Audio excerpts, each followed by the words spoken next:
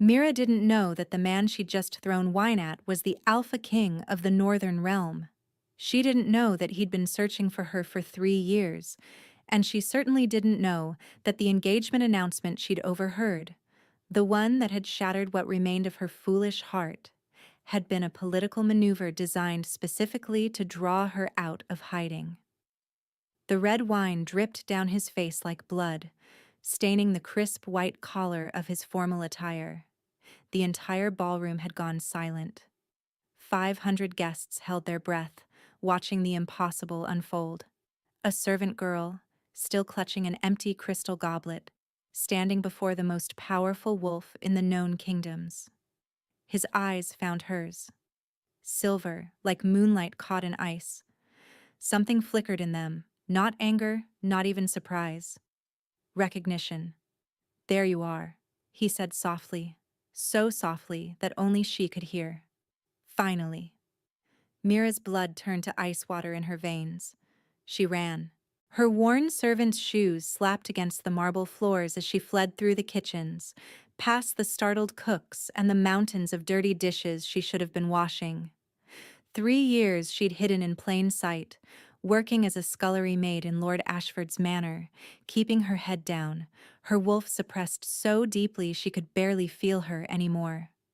3 years of scrubbing floors and sleeping in a closet and pretending she was nobody, because being nobody was safer than being her. The cool night air hit her face as she burst through the servants' entrance.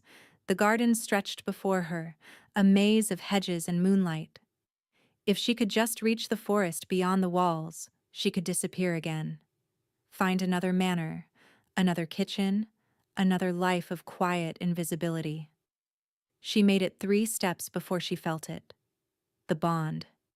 It slammed into her chest like a physical blow, hot and golden and undeniable. The thing she'd been running from. The thing she'd felt the moment she'd seen him standing in that ballroom, tall and broad and radiating the kind of power that made lesser wolves drop to their knees. The thing she'd tried to drown with wine when she'd heard Lady Ashford giggling to her friends about the Alpha King's upcoming wedding to Princess Helena of the Southern Isles. "No," she whispered, pressing her hand to her sternum where the bond pulsed like a second heartbeat. "No, no, no. Running won't sever it." His voice came from behind her, calm as still water. "I've tried. For 3 years I've tried everything. Distance, wolfsbane, the strongest blocking spells gold can buy. Nothing works. You're in my blood, little wolf.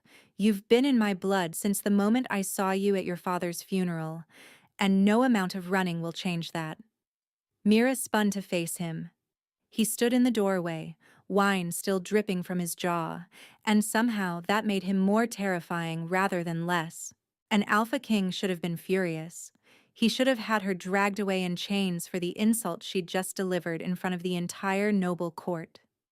Instead, he was watching her like she was the only thing in the world worth looking at. "You're mistaken," she said, her voice steadier than she felt. "I'm just a servant. I don't have a father. I don't have anyone.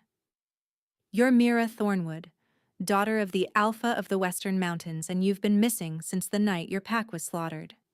He took a step toward her. Just one. Measured. Careful.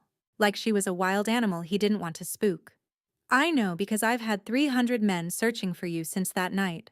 I know because I've memorized the reports of every dark-haired woman spotted in every town, every village, every godforsaken corner of every kingdom. I know because I haven't slept a full night in 3 years, kept awake by a bond that screams at me constantly to find you, protect you, claim you. I don't want to be claimed." The words came out sharp, defensive. "I don't want to be anyone's anything. I just want to be left alone." Something like pain flickered across his features. "Even if leaving you alone is killing me slowly?" Mira's jaw tightened. She couldn't feel sorry for him. She wouldn't. "You're engaged to a princess. Go be killed slowly by her." "Ah." A ghost of a smile touched his lips. "So you did hear the announcement?" "I heard enough.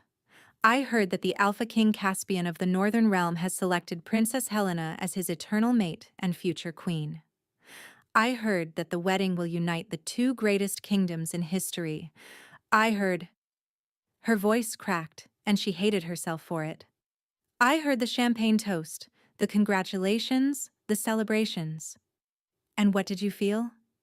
The question was so quiet, so knowing, that it cracked something open in her chest. It doesn't matter what I felt, she managed. It matters to me. He took another step. The distance between them was shrinking, the bond pulling tighter with every inch. Tell me what you felt, Mira. Tell me the truth. She should lie. She should tell him she felt nothing, that she was happy for him, that she hoped he and his princess lived a long and prosperous life together. But the bond wouldn't let her. It burned under her skin, demanding honesty, demanding acknowledgement, demanding that she stop running just long enough to admit what she'd known since the first moment his silver eyes had met hers across a crowded funeral pyre. I felt like I was dying, she whispered. I felt like someone had reached into my chest and ripped out something vital. I felt... She pressed her palm harder against her sternum, as if she could physically hold herself together. I felt like a fool, because for one stupid moment I'd let myself hope. Even knowing you didn't know I existed, even knowing I'm nobody, even knowing... That's where you're wrong. He was close now, close enough that she could smell him. Pine and wood smoke and something wild, something that made her wolf stir for the first time in years. I've known you existed since the night we met. You were 17. I was there to negotiate a treaty with your father. You walked into the great hall wearing a blue dress the color of morning glories, and you smiled at a serving boy who'd spilled wine on his tunic, telling him not to worry, that it happened to everyone. His voice dropped, rough with emotion. The bond snapped into place so hard I couldn't breathe. You were too young. You didn't feel it yet. Your wolf hadn't fully awakened. So I left. I gave you time. I planned to return when you turned 20, to court you properly, to give you the choice you deserved. Mira's heart was pounding so hard she could hear it in her ears. But you didn't return. Your pack was attacked 3 weeks before your 20th birthday. His hands clenched at his sides. By the time I got there, everyone was dead. Your father, your brother, your mother. Everyone except you. And you'd vanished like smoke. The only thing left was a blood-soaked field and a bond stretching into the distance, telling me you were alive somewhere, hurting somewhere, alone somewhere. Before we continue, please take 2 seconds to like this video. It tells me you want more stories like this. Mira couldn't process what she was hearing. It didn't align with anything she'd believed for the past 3 years. You're the Alpha King. You have responsibilities, a kingdom, a future to secure. Why would you waste resources searching for my mate? Something dangerous flashed in his silver eyes. For the other half of my soul? For the woman the moon goddess chose specifically for me? He laughed, but there was no humor in it. My council thinks I've lost my mind. My advisors have been begging me to mate and produce an heir. The other kingdoms have been circling like vultures, sensing weakness, sensing that the Alpha King is incomplete. His voice softened. But how could I bond with anyone else when I could feel you? When every breath you took echoed in my chest? When your nightmares woke me in the dark, and all I could do was reach across hundreds of miles of nothing, trying to send you peace? Mira felt tears burning behind her eyes. Stop. Why? Because I can't. She shook her head, backing away. I'm not what you think. I'm not the girl in the blue dress anymore. I'm damaged, Caspian. I'm broken.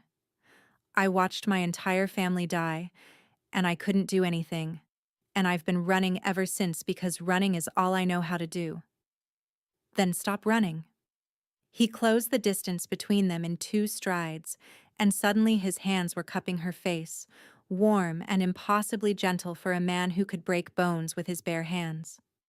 Stop running, and let me help you stand still. His touch sent sparks cascading through her nervous system. The bond sang between them, golden threads wrapping around her heart, pulling her towards something she'd been terrified to want. The princess? She managed. Helena, the engagement is fake. His thumbs traced her cheekbones, wiping away tears she hadn't realized she'd shed. A calculated rumor I spread through every court in every kingdom, knowing it would reach you eventually, knowing you would hear that I was choosing someone else, and finally feel the bond strongly enough that I could track it to its source. His forehead dropped to hers. I needed you to feel what I've been feeling for 3 years, Mira. I needed you to understand what it's like to know your mate exists but can't reach them. I needed. That's manipulative. But she wasn't pulling away. She couldn't pull away. Not with his breath mingling with hers, not with his heartbeat thundering against her palms where they'd somehow landed on his chest. Yes, he admitted without shame, I would burn the world down to find you. I would lie, cheat, and manipulate every noble in every realm if it brought you back to me. I would. His voice broke, and for the first time, she saw the exhaustion behind his silver eyes, the weight of 3 years of searching, waiting, hoping. I would do anything, Mira. There is no line I wouldn't cross, no price I wouldn't pay, no part of my soul I wouldn't sacrifice. You are not my second choice. You have never been my second choice. You were my first choice before I even knew what choosing meant. The fight drained out of her. Maybe it was the bond, finally allowed to breathe after years of being suffocated. Maybe it was the way he looked at her, not as a broken thing to be pitied, but as something precious that had been lost and finally found. Maybe it was simply that she was tired, so desperately tired of running, of hiding, of pretending she didn't ache for exactly this. I don't know how to be anyone's mate, she whispered. I don't know how to be a queen. I don't know how to be anything except a ghost. Then we'll figure it out together. His lips brushed her forehead, gentle as a prayer. I don't need you to be perfect, Mira. I don't need you to be healed or whole or ready. I just need you to stay. Can you do that? Can you just stay? The word caught in her throat. Stay. Such a simple concept, but she'd forgotten what it meant. Staying meant roots and belonging and letting someone see her, really see her, wounds and nightmares and all. Staying meant trusting someone not to die on her. What if I can't? Her voice came out small, scared. What if I wake up one day and the running instinct is too strong and I vanish again? Then I'll find you again. No hesitation, absolute certainty. I'll find you as many times as it takes. I'll chase you across every kingdom, through every forest, into every hiding place you create. You can run for the rest of your life, Mira, and I will follow. That's what this bond means. That's what you mean to me. She kissed him. She didn't plan to. One moment she was trying to find more arguments, more reasons why this could never work, and the next her fingers were fisting in his wine-stained shirt, and her lips were on his, and the bond exploded between them in a cascade of gold and warmth and rightness. Caspian made a sound low in his throat, relief and hunger, and something that sounded almost like a sob. His arms wrapped around her, lifting her off her feet, pulling her so close that she could feel every line of his body pressed against hers. He kissed her like he was drowning and she was air, like he'd been holding his breath for 3 years and finally could breathe again. When they broke apart, gasping, his eyes were no longer silver. They were gold. Wolf's eyes. His wolf had surged to the surface called by hers, and Mira realized with a start that her own wolf was awake for the first time since the massacre. Not just awake, singing, howling with joy at finding her mate, at finally being allowed to acknowledge what she'd always known. Come home with me. Caspian breathed against her lips. Not as a servant or a prisoner or an obligation. Come home with me as my equal, my partner, my queen. Let me show you what your life was always meant to be. I have nothing. The practical part of her brain was scrambling for purchase. I have no pack, no family, no dowry, no political connections. I bring nothing to an alliance except a target on my back. Whoever destroyed my pack is still out there. Still. I know who destroyed your pack. His jaw tightened. Lord Ashford, your gracious employer. His father wanted the Western Mountain Territory for their expansion, and your father refused to sell. So they hired mercenaries, framed it as a rogue attack, and have been slowly absorbing your family's lands ever since.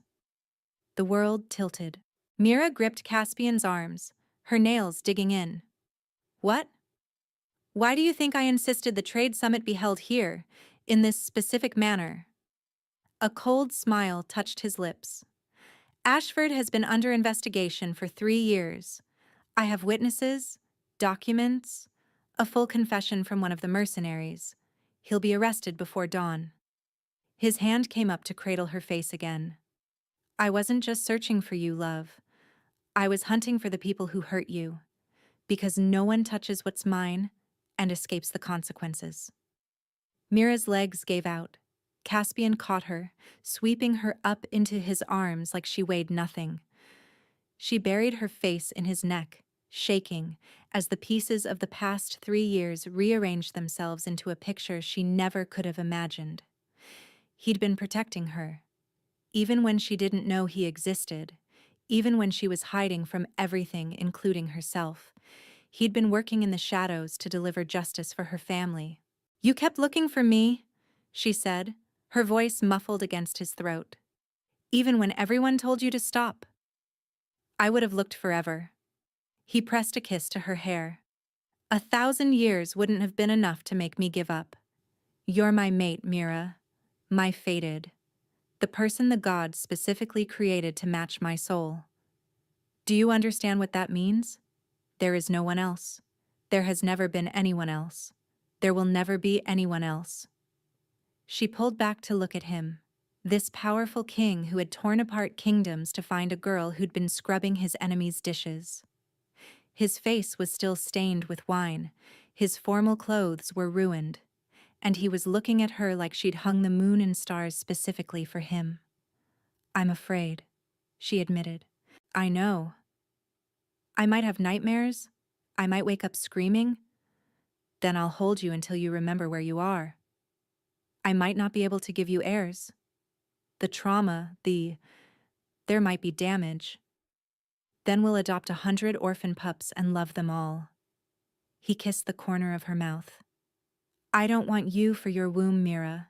I want you for you. Your strength, your survival, your ridiculous habit of throwing wine at people who upset you.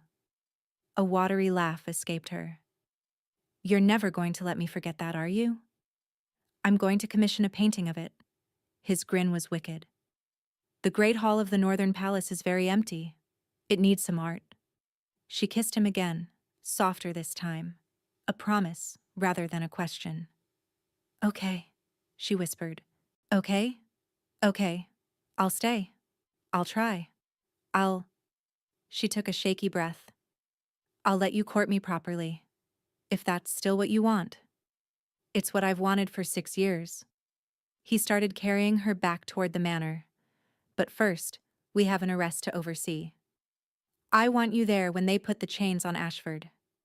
I want you to see him realize that the serving girl he's been mistreating is the future queen of the most powerful realm in existence. Despite everything, a spark of dark satisfaction kindled in Mira's chest. Can I throw more wine at him? Caspian laughed, the sound rumbling through his chest and into hers. You can throw whatever you want, my love. The Northern Realm has very deep cellars. 3 months later, Mira woke to sunlight streaming through windows she still couldn't believe were hers. The queen's chambers of the Northern Palace were obscenely large, bigger than the entire servants' quarters she'd shared with 12 other maids at Ashford Manor. The bed alone could have fit a small army, draped in silks and furs and more pillows than any reasonable person could use. But the best part wasn't the luxury. The best part was the arm around her waist, pulling her back against a warm, solid chest. "You're awake," Caspian murmured against her neck. "I felt it through the bond." Still getting used to that. She traced the marking on her collarbone, the mate mark he'd given her 3 weeks ago, during a ceremony that had made her cry in front of 5,000 witnesses. Feeling each other's emotions, knowing when you're close without seeing you. You'll grow to love it. He nuzzled behind her ear. "I already do. Every time you're happy, I feel it like sunshine in my chest. Every time you laugh, His arms tightened. "Do you know how long it's been since I felt genuine joy, Mira? Not satisfaction, not victory, not the grim pleasure of duty fulfilled, but joy. Real, uncomplicated, bone-deep joy." She rolled over to face him. Her alpha king, her mate, her impossibly patient partner, who had spent the past 3 months showing her exactly what she was worth. Teaching her that she deserved soft touches and gentle words and a seat at the council table where her opinions mattered. Learning her favorite foods, her reading preferences, the specific way she liked her tea. Holding her through the nightmares that still came sometimes, never once making her feel weak for having them. "I love you," she said. His eyes went molten gold, the way they always did when she said those words. "You have no idea what it does to me when you say that." "I think I do." She pressed her palm to his chest, feeling his heart race beneath her hand. "I feel it too, remember?" He kissed her, slow and thorough, and she melted into it like she always did now. The bond hummed between them, satisfied and warm, finally at peace after years of desperate searching. "I have to tell you something," he said when they finally broke apart. "Two things, actually. Good or bad. One of each." He propped himself up on his elbow. "The good news, the reconstruction of the Western Mountain Territory is complete. Your family's packlands are fully restored and 47 survivors have been located and relocated. They're waiting for their alpha." Mira's breath caught. "Survivors?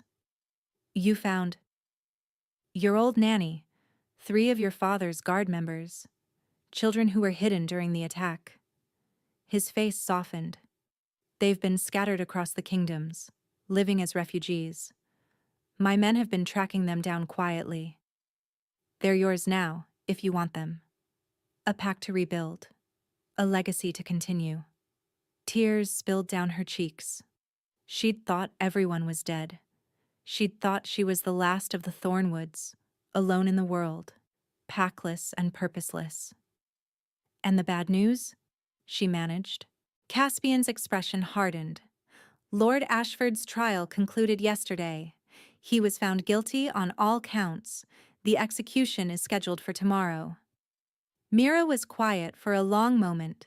She'd attended the trial, watched the evidence pile up, listened to witness after witness describe the horrors ordered by the man she'd served for 3 years. She'd seen his face go pale when he realized exactly who she was. She'd felt nothing but cold satisfaction when the verdict was read. "I want to be there," she said finally. "Are you sure?"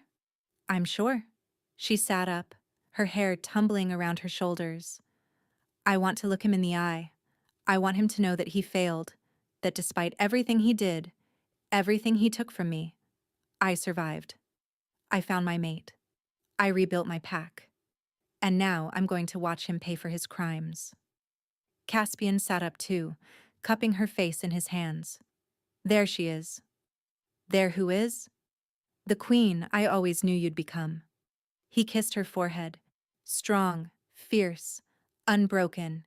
The woman who throws wine at kings and faces her demons with her head held high." Mira laughed, a genuine laugh, the kind she'd relearned over the past 3 months. "I'm still terrified most of the time, you know. I still wake up thinking I'm back in that closet at Ashford Manor." And then what happens? And then I feel the bond. And I remember that you're real. That this is real. That I'm not dreaming. You're not dreaming. He pulled her into his lap, wrapping around her like a shelter. This is your life now. Mira Thornwood, Queen of the Northern Realm, Alpha of the Western Mountains. This is what you deserve. What you've always deserved. And I'm going to spend every day for the rest of our very long lives making sure you never forget it. She rested her head against his shoulder, watching the sunlight paint patterns on the wall. Outside, she could hear the palace waking up, servants moving through the halls, guards changing shifts, the distant sound of wolves howling their morning greetings. Her wolves, her palace, her kingdom, her mate. Caspian. I'm really glad you found me. His arms tightened around her. I'm really glad you stopped running. They sat there as the sun rose higher, wrapped in each other and the golden threads of a bond that had survived distance, time, and tragedy. Not a second choice. Never a second choice. His first, his only, his forever. Where are you listening from? Let's meet in the comments. I love hearing your thoughts, and if you'd like to support me, please subscribe. It's free, and it helps more people hear these stories.